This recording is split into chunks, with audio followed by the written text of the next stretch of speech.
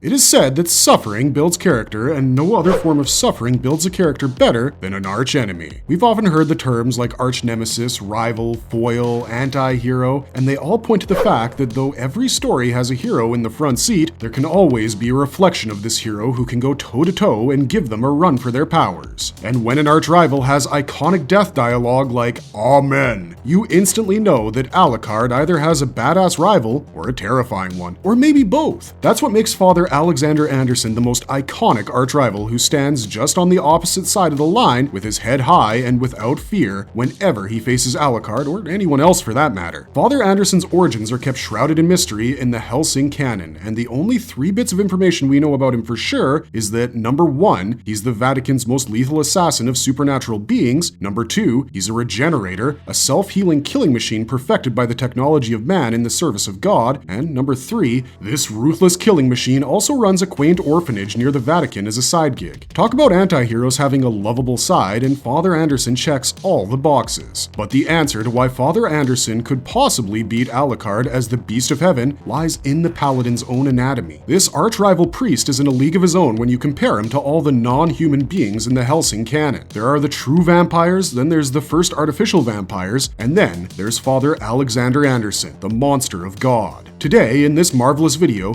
we welcome you to take a closer look at Father Anderson's anatomy to know why exactly this paladin can probably beat Alucard and how he could do it.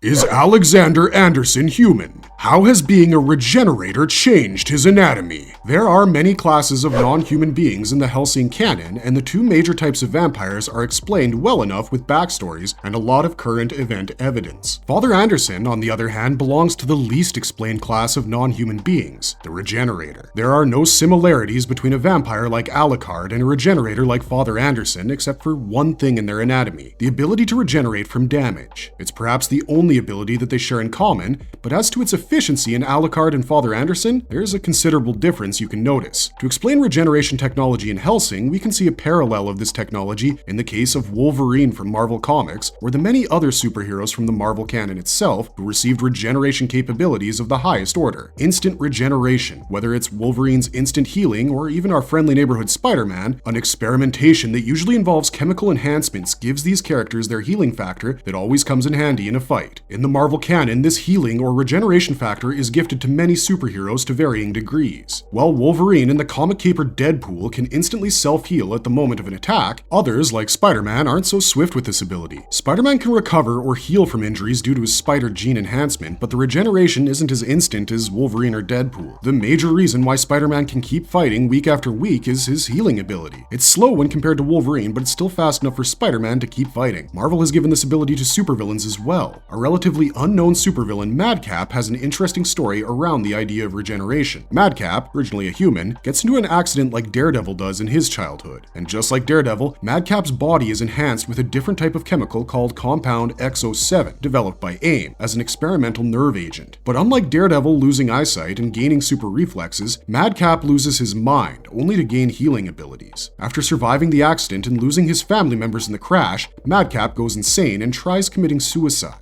But to no avail, as he soon realizes that he can never die due to his newly acquired instant healing abilities. What's worse is that after causing mayhem as a villain, Madcap stays behind in a fiery wreckage while Daredevil keeps trying to save him. Madcap does burn to death and his body is sent to the morgue, only for him to come back to life in an even worse form. This may be perhaps the most twisted and darkest use of regeneration in the Marvel canon, but Hellsing's Father Anderson can give the Madcap and all other regenerating heroes a run for their money, even our favorite vampire, Alucard. So it's safe to say that Father Anderson is a marvel of regeneration of the highest degree, made possible through the use of technology. Considering the regeneration abilities, popular fiction history, and Father Anderson's self-declaration that he's not a human but an enhanced human with healing abilities, it's easy to conclude that Father Anderson's self-healing abilities far surpass the likes of most famous self-healers like Wolverine or Marvel's resident vampire hunter, Blade. The clue to the Paladin's process of acquiring these super swift healing abilities lies in his boastful statement statements. Father Anderson is proud of his distinction as a regenerating human being created by the technology of man in the service of God. This hints at the famous premise for most famous regenerating heroes, chemical experimentation. But the next question is, has this vaguely stated chemical experimentation and regeneration ability changed Father Anderson's humanity? Not really. Father Anderson's anatomy boasts not only of all the superhuman abilities and regeneration perks of Alucard, but his will and his allegiance still lies with humanity. When he claims to be a monster of God, he claims it in the service of God and for the safety of humanity from supernatural beings in the Hellsing canon. Father Anderson might be a regenerator in essence and anatomy, but his spirit and will is still human. So the distinction of whether or not Father Anderson is still a human is a vague debate, as it all hinges on who's asking the questions. If it's Alucard, then the answer is that Anderson is just a hypocritical ripoff of Alucard without the vampiric stuff. Yet, Alucard has a high level of respect for Father Anderson and considers him his only rival worth battling to death. Alucard goes on to state that if his death should come at anyone's hands, then it should be at the hands of Father Anderson. Alucard considers Father Anderson with the same respect as Abraham Van Helsing and the other characters from Bram Stoker's original Dracula novel, because they were the only monsters who could subdue Alucard. And Alucard firmly believes that only humans can kill monsters like him, and that includes Father Anderson. In the eyes of the Vatican, the Iscariots, and Father Anderson himself, he is still pretty much a human till the end because of his will and allegiance to the safety of mankind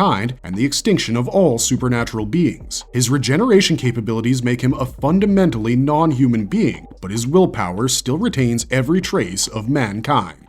Is Anderson's healing factor stronger than Alucard's? The evidence to understand if Father Anderson's healing abilities are stronger than Alucard's came from their very first face-off that we see in Hellsing. There are marked differences that can be seen in the time taken by Alucard and then by Father Anderson for their healing process. And the healing process of Father Anderson is relatively fast compared to Alucard. Relatively faster would be an understatement when we look at the time taken by Alucard to regenerate from normal or regular ammunition. Alucard needs more time to heal when he's being shredded by Father Anderson's regular ammunition. These ammunitions are not even close to the ones fabricated to attack and paralyze vampires like Alucard. Yet, Alucard needs a good time to regenerate his shredded limbs, and as for Father Anderson, he stops the bullet from Alucard's dreaded Castle gun at point-blank range. Castle, as we all know, is so lethal, one bullet is enough to dust any vampire out of existence. But used on Father Anderson, the bullet barely makes a dent on him. Anderson does fall back with a hole in his forehead for like a second, but then he gets up without a scratch on him, as though his skin is made out of bulletproof material stronger than most impervious Kevlar any soldier might have used in history. This settles the debate on who has the superior regeneration power with all stats considered. And if this isn't enough proof, imagine having Alucard commissioning a new weapon from Walter called the Jackal. It is only with Jackal that Alucard manages to effectively make a dent in Father Anderson's nearly indestructible and swiftly regenerating body. Besides this, Father Anderson also has the sole distinction of effortlessly shrugging off bullets from close to a dozen automatic rifles. The superiority of his regeneration capabilities is unmatched when you consider this scenario. An automatic rifle shot, with just one bullet shot, is capable of tearing through a human body from its point of entry to its exit wound. And Father Anderson, dodging all rounds from a dozen automatic rifles, 12 plus automatic rifles, speaks enough of how insanely durable his body can be to any assault. Father Anderson's second distinction is that he can take several punches from Alucard without breaking a sweat or a drop of blood. Nobody in the Hellsing canon has this level of durability, as Alucard can simply rip apart any human being or vampire with a single blow. The case rests here on the superiority of Father Anderson's regeneration capabilities, and Alucard falls way back in line when it comes to self-healing, durability, and regeneration. There's a reason why the Vatican considers Father Anderson as its most lethal living assassin that they can blindly rely on.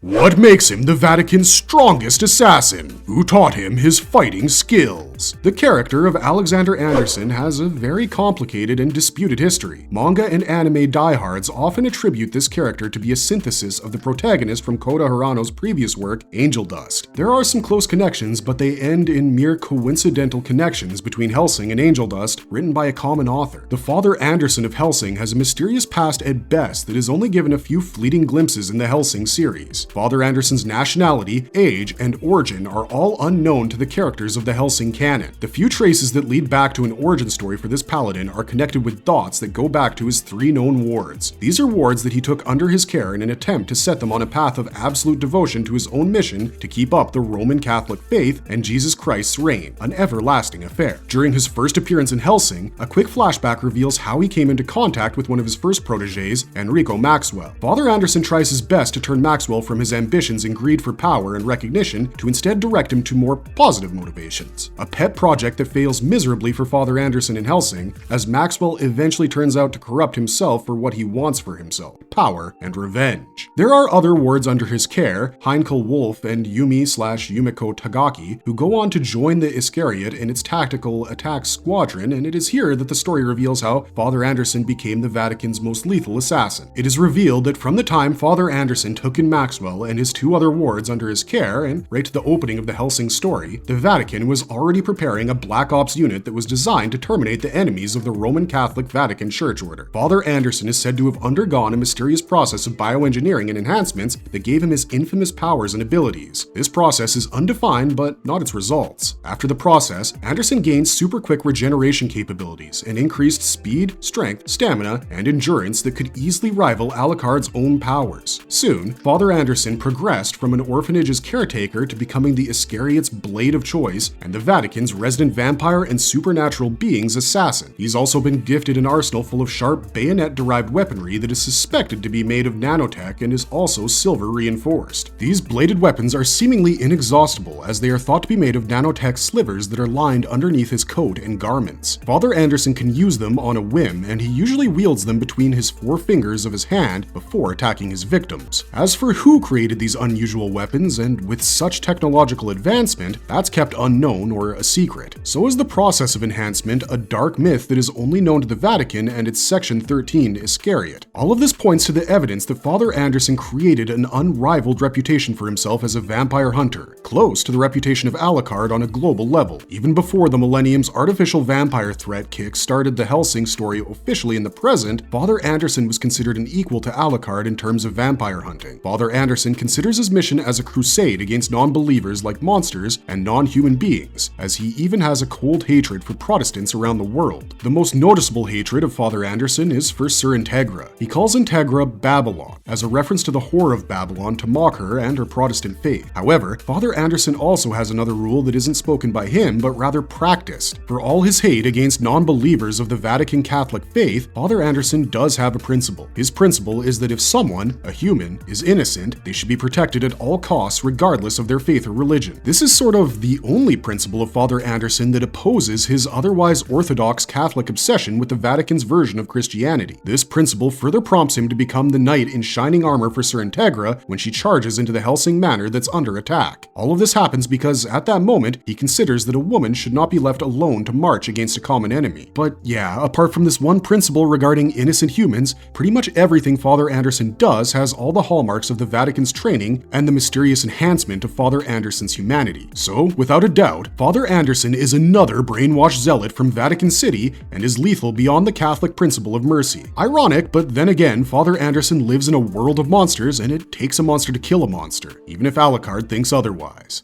How fast are Anderson's attacks? Can they break the sound barrier? While Helsing boasts of several lethal weapons used by its equally lethal owners, Father Anderson is somehow blessed with something more than just killer weaponry. His accuracy combined with speed makes it unnaturally difficult to anticipate. Father Anderson's weapons of choice would be the silver bayonets inspired by the old Austrian bayonets, but modified for easier grip and blessed with silver to kill every supernatural being. What's more, Father Anderson never seems to run out of his weapons, and even after dispatching them on his enemies, Father Anderson can do something most of his enemies can't. He can control not only the speed at which these weapons reach his enemies, but he can also control their navigation after the delivery of these weapons. While throwing his favorite silver bayonets, the recorded speed of delivery is 1 bayonet per second, which is nothing a human can achieve. This is just the first feature of his speed limits. His speed is so unpredictable that he has another form of weapon that links a series of explosive bayonets together in a chain. He unleashes this chain to kill a series of enemies in one swift attack and explode the bayonets together in an instant. His arsenal of these invisible weapons never runs out like a miracle. Father Anderson seems like he is blessed with superhuman speed that is very difficult for even Alucard to combat. The greatest efficiency of his skill with speed and accuracy occurs when he launches his holy bayonets and causes sonic booms that shatter windows by surpassing the sound barrier and extinguishing all enemies within range. His speed was further proved when he efficiently stabbed and incapacitated Ceres Victoria with multiple well-placed bayonets and also set up a spiritual barrier across multiple floors even before stepping down to those floors. An argument can be made that he had set up the spiritual barrier long before stepping down, but that's highly unlikely, as Father Anderson loves to confront and face his prey head-on before killing them. Hellsing's creator, Kota Hirano, has claimed that Father Anderson is more of a fourth-dimensional being, and that allows him to break barriers and instantly replenish himself with his weapons with his hyper speed and accuracy. Father Anderson is definitely an assassin who can never miss his target, regardless of where that target hides.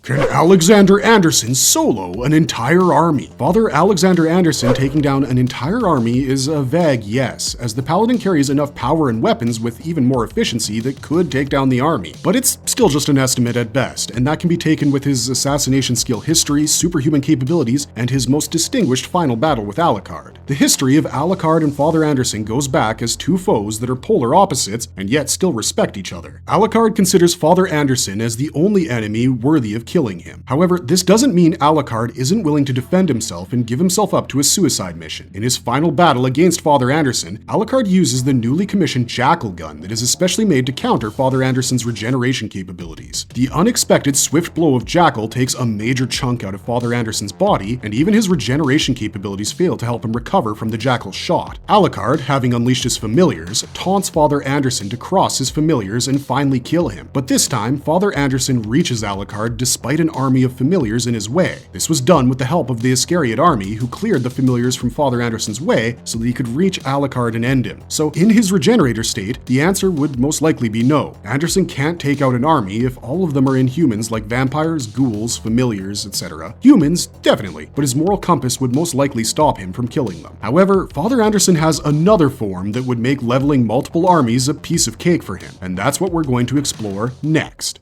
What changes occur in his anatomy when he uses Helena's nail? When Father Anderson uses the nail of Helena, it's not just parts of his anatomy that change, but his entire form. To precisely understand the effects of the use of the nail of Helena, we have to first understand the source material of this mythical nail. And the answer lies in Christian mythology and conspiracy theories. The Christian mythos revolves around relics, and the conspiracy theories surrounding them have been a favorite source of inspiration for writers across the globe. From writers like Dan Brown to Hellsing's creator, Kota Hirano, many writers have used these relics associated with Jesus Christ as sources of power. From the infamous Holy Grail to the wooden planks of Christ's cross, there's a looming conspiracy theory that the Vatican has been searching for any material used by Jesus or on Jesus, and the nail of Helena is just another relic that features in Hellsing. It is said that the Roman Emperor Constantine, who was responsible for spreading Christianity across Rome and Europe, had a daughter named Helena. Helena found the original nails used to crucify Jesus Christ to his cross, and out of the metals of these nails, the nail of Helena was created and was kept under the security of the Vatican. The Vatican, along with Iscariot, gifted Father Anderson the nail of Helena as a last resort weapon if he were ever in the throes of death. The myth goes that since the nail of Helena was created by metals that pierced the flesh and bone of Jesus Christ, it carried unprecedented holy powers from the big guy himself. It contained the power of a god. Father Anderson saves this relic for his last resort against Alucard when he realizes that if he doesn't use this nail, he would die without having killed his arch enemy. As his last resort, Father Anderson stabbed his own heart with the nail of Helena and acquired more superhuman strength that would enable him to deliver his blow of death on Alucard.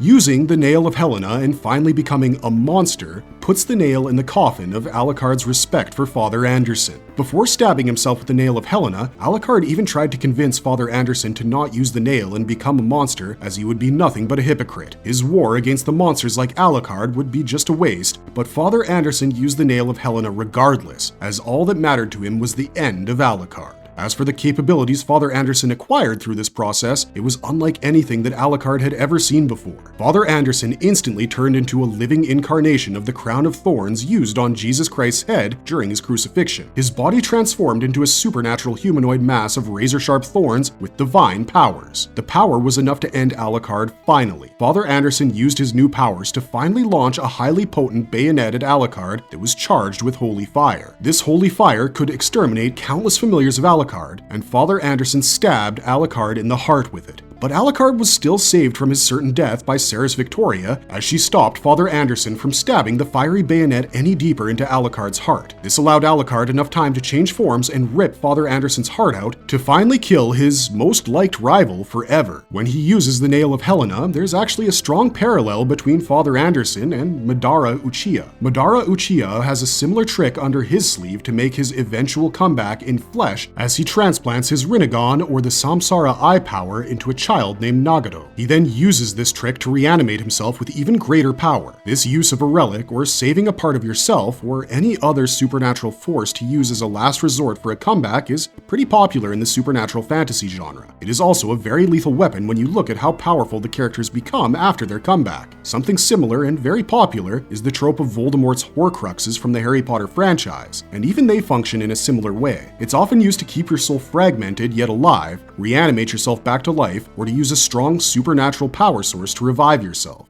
Could Anderson have defeated Alucard in his Beast of Heaven form? In their final duel, Alucard and Father Anderson use all their forces to full effect, and as discussed before, Father Anderson transforms into his Beast of Heaven form with the use of the Nail of Helena. And yes, in this form, Father Anderson could defeat Alucard, but only with a bit of luck. Alucard eventually overpowers Beast of Heaven Anderson to rip his heart out and finish his rivalry with the monster of God. But there's an underdog here who helps Alucard escape death. It's simply the will and guts of Ceres Victoria that stops Father Anderson's Beast of Heaven form, as it's really close to stabbing Alucard through his heart. If it wasn't for Ceres Victoria's intervention at that last fateful moment, Father Anderson would have successfully killed Alucard. There lies the fatal mistake that Father Anderson made. By not anticipating Ceres Victoria, this becomes the fatal flaw that leads to his certain and fated death at the hands of Alucard. Ceres Victoria managed to stop Father Anderson's stab just enough to free Alucard as he regains his form and becomes even more powerful to finally rip apart Father Anderson's heart from his thorny chest. Alucard, now revived, proved to be so powerful that he could penetrate through the superhuman beast form of Father Anderson and rip out his heart, finally killing the life source of Father Anderson, regardless of whether he was human or inhuman. The killing of the heart sealed the fate of Father Anderson, and the rivalry between the old paladin and Alucard was concluded. Perhaps the outcome of this final duel would have favored Father Anderson had his vigilance been used. Father Anderson has an underrated tool at his disposal that can trap and stop any supernatural monster. It's the use of nailing Bible pages on walls to create a force field that traps every supernatural force except for humans. Using this tactic to greater effect and maybe reinforcing his battlefield with the pages would definitely stop Ceres Victoria from reaching Alucard and Father Anderson in those final moments, as Ceres Victoria is a true vampire. The Bible pages would have stalled her enough if they didn't stop her outright. All things said and done, Father Anderson did put up a death-defying final duel and was close to killing his archenemy, but it wasn't enough. So it's a yes and it's also a no. Father Anderson's Beast of Heaven definitely has the potential to kill Alucard, but it all depends on how effectively it's used. And sadly, it didn't pan out exactly as Father Anderson had always planned or dreamed about.